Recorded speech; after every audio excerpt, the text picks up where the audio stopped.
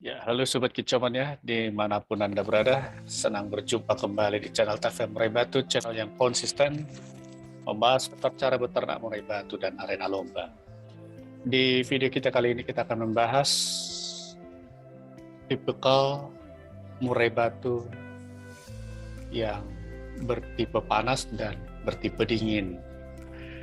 Ya, ini tentu sangat menarik untuk dibicarakan karena memang banyak sekali persepsi dari teman-teman kicauania yang mengelompokkan tipe murai batu dengan istilah tipe panas dan tipe dingin, bahkan kadang-kadang mengkorelasikan dengan kebiasaan murai batu ini dijemur dengan durasi waktu yang lama dan durasi waktu yang singkat, sehingga karena dua hal ini dihubungkan, akhirnya salah dalam memahami pengelompokan atau bahkan sebenarnya bagaimana tipikal dari tiap murai batu. Ya, kita langsung saja mengapa hal ini sangat menarik untuk diperbincangkan ya. Ya, yang pertama, kita harus samakan dulu cara berpikir kita. Yang dimaksud dengan murai batu tipe panas adalah murai batu yang full fighter.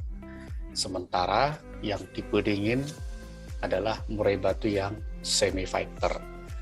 Nah, yang membedakan tipe murai batu dengan full fighter dan semi fighter ini, perbedaan yang mencolok adalah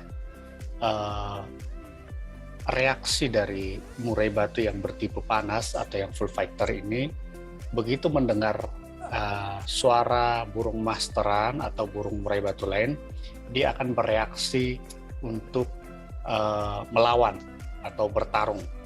Ya, itu yang pertama. Yang sementara murai batu yang bertipe dingin atau yang semi fighter cenderung lebih banyak bersikap biasa-biasa saja, karena menganggap suara-suara seperti itu atau suara yang didengarkan baik dari burung masteran maupun suara burung murai batu asli ini sudah ada titik kompromi yang bisa ditoleransi selama suara ini tidak memberikan tekanan. Ya, tekanan dalam arti suara murai batu yang didengar ini suara tembakan.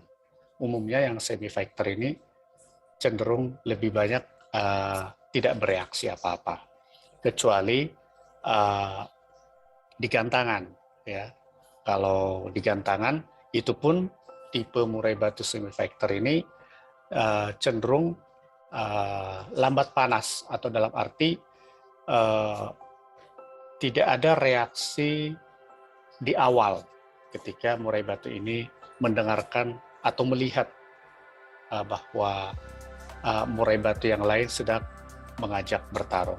Kalau yang full fighter, bahkan di bawah gantangan atau bahkan di atas gantangan pun, dia cenderung memperlihatkan sisi fighter. Ya, tapi tergantung dari kesiapan murai batu ini, apakah memang betul-betul siap untuk bertarung atau tidak. Kalau yang full fighter ini, ya cenderung dia mau di bawah, mau di atas, dia cenderung akan langsung berbunyi. Hanya masalahnya kesiapannya atau tidak, itu terlihat ketika murai batu ini hanya mengeluarkan suara monoton atau ngukluk ketika digantangan dengan kondisi kurang siap atau tidak pada top performan. Itulah yang full fighter. Sementara yang semi fighter, kalau dia benar-benar tidak siap, bahkan dia tidak bereaksi apapun.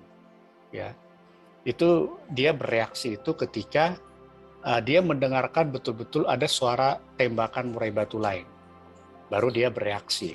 Ya, inilah perbedaannya ya teman-teman kicauannya, baik di bawah maupun kondisi di gantangan. Nah, kemudian dari sisi pengaruh pakan, ini yang tipe panas atau full fighter ini sebenarnya tidak banyak terpengaruh dari pakannya sendiri maupun ekstra pudingnya. Nah, ini yang kadang-kadang salah dalam memahami tipe full fighter ini. Full fighter ini maupun semi fighter ini sebenarnya diturunkan oleh genetik dari indukannya. Ya, kalau memang indukannya full factor, baik itu betina maupun jantannya, ini cenderung turunan ke anaknya ini pasti full factor. Berbeda kalau betinanya semi factor, jantannya full factor. Nah ini nanti biasanya belum pasti dia ngikutin indukan betinanya ataupun ngikutin indukan jantannya. Ya, jadi istilah atau pengelompokan tipikal murai batu semi factor dan full factor ini lebih banyak dipengaruhi daripada genetik terahannya, ya. Nah, lalu mana yang lebih baik, yang full factor atau semi factor? Sebenarnya dua-duanya sama-sama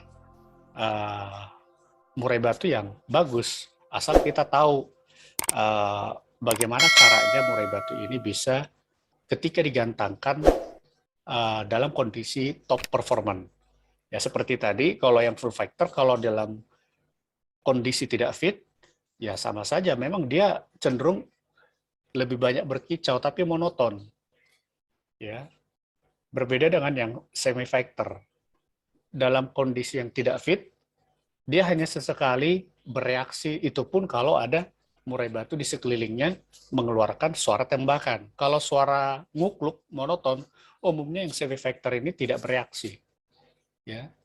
Nah, kalau kita tahu dari settingannya atau kesiapan murai batu ini, apakah betul-betul siap untuk dilombakan, sebenarnya dari dua tipikal murai batu ini, baik tipe panas atau full factor dengan tipe dingin semi factor, ya ini kalau betul-betul kita bisa berikan settingan yang pas, ini sama-sama bagus. Bahkan kalau diadu sama-sama di gantangan, ini bisa memperlihatkan top performance yang sama-sama bagus, ya. Bukan berarti yang full factor lebih factor, tidak. Atau yang semi factor lebih mengalah, tidak, ya.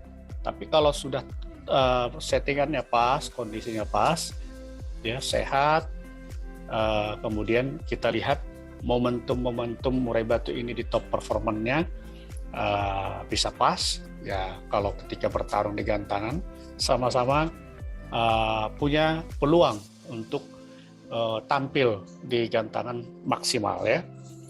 Kan yang jadi permasalahannya adalah cara menangani murai batu ini sampai ke gantangan ini dengan top performance. Kalau yang full factor misalkan, kalau kita tidak menjaga betul ketika masih di bawah gantangan, dia sudah terus gacor, ya otomatis ketika dia terus gacor, begitu kita gantangkan di gantangan, ya dia karena sudah habis stamina, ya otomatis ya dia memang gacor di atas, tapi tidak akan atau jarang sekali mengeluarkan suara isian. Yang kalau semi factor, kalau di bawahnya kita momentumnya tidak pas, kadang-kadang yang semi factor ini kita akhirnya kebablasan membiarkan murai batu ini terlalu tenang.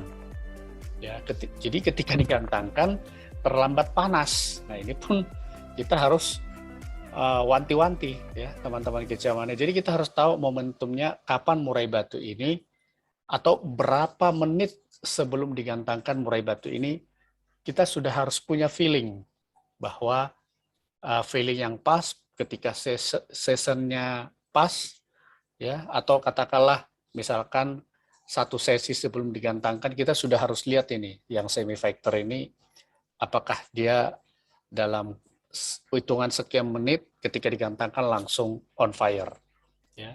Kalau yang full factor, kita juga harus bisa pantau, jangan sampai tenaga habis di bawah koar-koar begitu digantangkan gembos, ya. Ini pun kita harus betul-betul pahami di menit-menit keberapa murai batu full factor ini atau tipe panas ini on fire, ya. Jadi dua-duanya sama-sama bagus ketika kita tahu momentum berapa menit sebelum digantangkan murai batu ini bisa on fire di gantangan, ya. Hanya memang kelemahan dari yang semi factor ini cenderung kalau kita tidak pintar-pintar mengamati, kira-kira ada perilaku-perilaku tertentu murai batu yang semi factor ini, kalau kita pintar mengamati, menandakan bahwa murai batu betul-betul siap untuk digantangkan. Kadang-kadang ada perilaku yang biasanya dia perlihatkan dan itu membuat dia on fire, tiba-tiba kalau itu kita tidak lihat, ya jangan kita paksakan untuk digantangkan. Itulah yang tipikal semi factor, tidak selalu bisa seperti yang full factor setiap saat digantangkan, ya. Jadi ini perbedaannya. Umumnya yang semi factor itu satu kali untuk 2 minggu. Jadi sebulan hanya 2 kali. Ini umumnya semi factor. Kalau yang full factor kadang-kadang seminggu bisa 2 kali, ya. Karena kalau terlalu lama yang full factor ini, ya umumnya dia cenderung terlalu menahan nafsunya, nafsu atau menahan fighternya, sehingga ketika digantangkan ya terlalu fighter akhirnya, jadi tidak stabil mainnya. Jadi ini sebenarnya permasalahannya adalah kalau kita bisa memahami tipikal murai batu kita tahu momentumnya kapan digantangkan, kita bisa menemukan settingan yang pas untuk murai batu ini on fire, baik itu yang full fighter maupun yang semi fighter atau tipe panas dan tipe dingin. Masalah perawatan, masalah penjemuran sebenarnya sampai saat ini tidak ada berkorelasi. Tipe panas harus banyak dijemur, itu salah besar. Tipe dingin jarang dijemur atau bahkan dijemur hanya sebentar. Tidak ada sekali lagi korelasi. Itu adalah bawaan dari genetik. Tipe panas atau tipe dingin, tipe full factor atau tipe semi factor, ya. Demikian teman-teman kicauannya sehubungan dengan pembahasan murai batu tipe panas dan tipe dingin. Salam kicau mania.